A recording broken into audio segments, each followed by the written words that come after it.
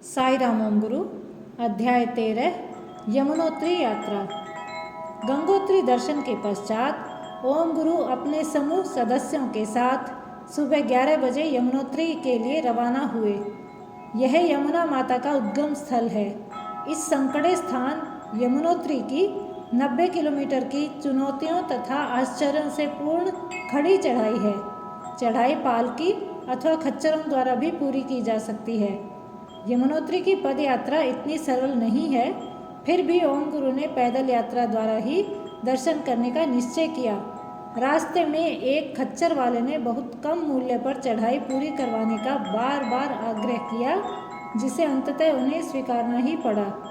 अचानक सामने से एक और खच्चर को तेजी से नीचे की ओर आते देखकर उनका खच्चर अपना संतुलन खो बैठा और गिर गया। यह बहुत ही खतरनाक दृश्य था। ओम गुरु के हाथ में उस खच्चर की टांग थी। उनका पूरा शरीर खाई की ओर लटक रहा था। ऐसी विकट स्थिति में उन्हें आपद बांधव भगवान बाबा का स्मरण हुआ। वे जोर जोर से साई राम कहकर बाबा को पुकारने लगे।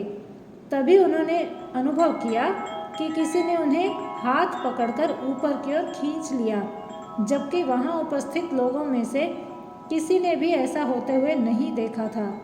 ओम गुरु को लगा कि भगवान बाबा वहीं पर उपस्थित थे। उन्होंने भगवान को इस संकट से उबारने के लिए कोटि कोटि धन्यवाद दिया। इस घटना के पश्चात यात्रा में कोई परेशानी नहीं हुई।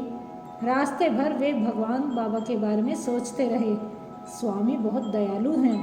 वे कभी अपने भक्तों को मुसीबत के समय अकेला नहीं छोड़ते। वे सचमुच आपद बांधव हैं। सच्ची श्रद्धा से स्वामी से कुछ भी मांगा जाए तो वे अपने भक्तों को अवश्य देते ही हैं। यह घटना इस बात के प्रमाण का उदाहरण है। उस दया सागर भगवान के विचार मात्र से ओम गुरु का हृदय द्रवित हो जाता है।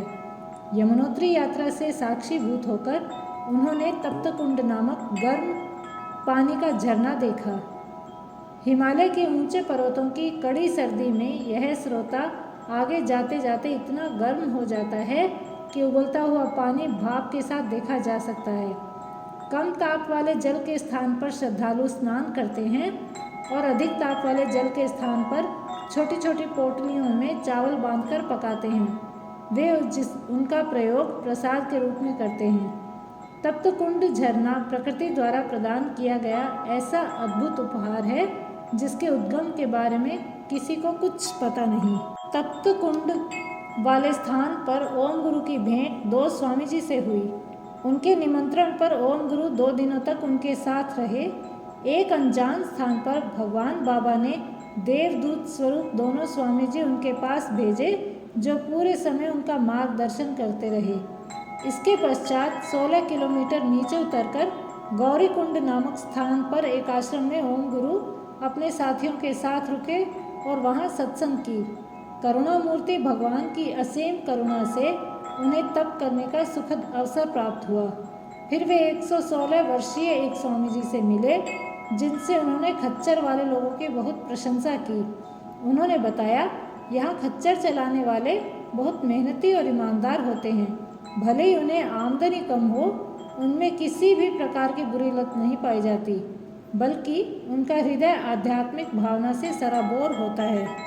उनमें शारीरिक बल अत्यधिक होता है, जिसका प्रयोग वे साधु संतों की सेवा में करते हैं। ऐसे पावन स्थल पर ओम गुरु का मन भावों से भरकर यही कहता है, मैं भगवान बाबा को बारंबार धन्यवाद देता हूँ, जिन्होंने मुझे यमुनोत्री में तपस्या करने का सुअवसर प्रदान किया।